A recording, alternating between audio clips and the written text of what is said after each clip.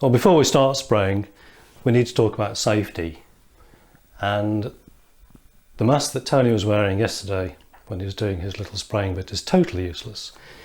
This is a builder's dust mask and is no use for organic fumes at all. So there's little point wearing one of those. Now, I went out yesterday and bought this mask from Wicks, which is about £3.50. This contains charcoal and will absorb organic fumes. But the packaging it's rather confusing. It says on the front organic sprays, but on the back it says only water-based sprays. So the problem there is whether it's going to work or not. If you've got it on and you can smell paint, it's not working. If you can smell the paint, you're breathing it. This also is supposed to be one use only, but on the back it says for 8 hours. So if you're occasional spraying and you can't smell the paint through it, that'll be quite adequate. If you're outside, of course, it doesn't matter so much, because you generally, so long as you're spraying with the wind, it's going to be blowing away from you. But if you're in an enclosed space, then you must have a mask on. The best sort is the filter mask. These cost, this is a Halford's one for paint spraying. That's about £25. It has 2 filters which contain charcoal. And again, you can use this until you smell the paint inside. Also, if like me, you've got a beard or a heavy beard, they're less efficient because air gets in the sides. Now, generally, I've got a huge extractor fan here which takes all the paint away from me. I inherited this fan, in fact. I've taken the entire opening window out of here and put a sheet of plywood in with the hole, and that's the fan, and that works very well. Now, to demonstrate spraying with an aerosol, what I've got is this old Hornby 264 tank. You should get yourself one of these if you want to practice. They cost less than a tenner from a swap meet. You can strip them and paint them as often as you like.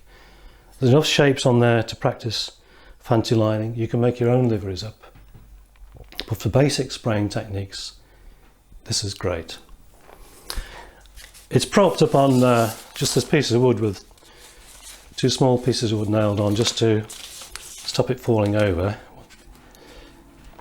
Now we start with it upside down. There's a reason for that. It gets under handrails, under footsteps, does the underneath. But when you turn it over, the only bit you're going to scuff, if the paint hasn't gone off properly, is the underside of the buffer beams on this particular model, which you can't see. You can touch that up later. Were you to paint the top first and turn it over, you'd be scuffing the cab roof, which is very visible. So we always start upside down. Right, normal car spray, I'll just get this going first. Just shake it for 2 minutes. I've already done that to save boring you.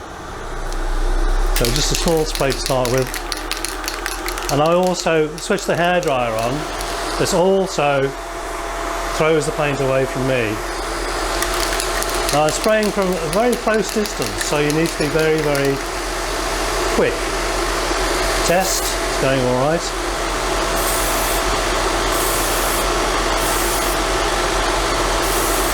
And that's the one side done. Just three strokes.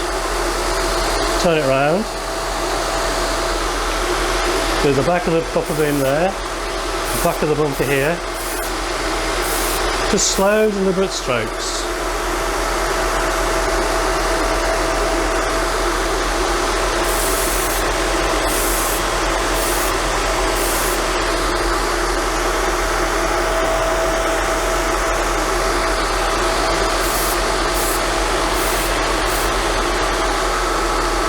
And that's it.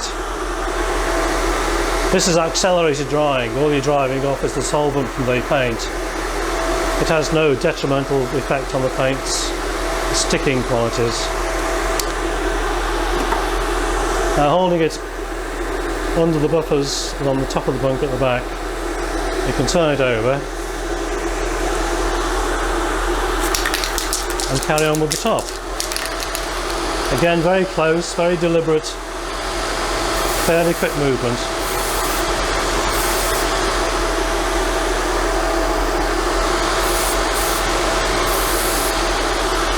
You have to make sure you get behind the chimney and the dome.